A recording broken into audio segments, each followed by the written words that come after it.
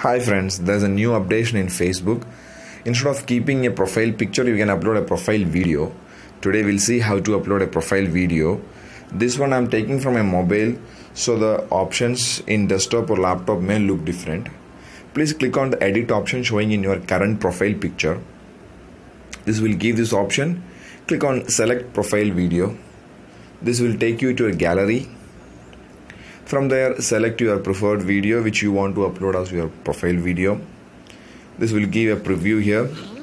Facebook will limit the video length to 5 to 7 seconds. See the preview. In preview it's showing fully, but while uploading, Facebook will zoom the video and the whole portion won't come in that. Here click use. Now it is uploading.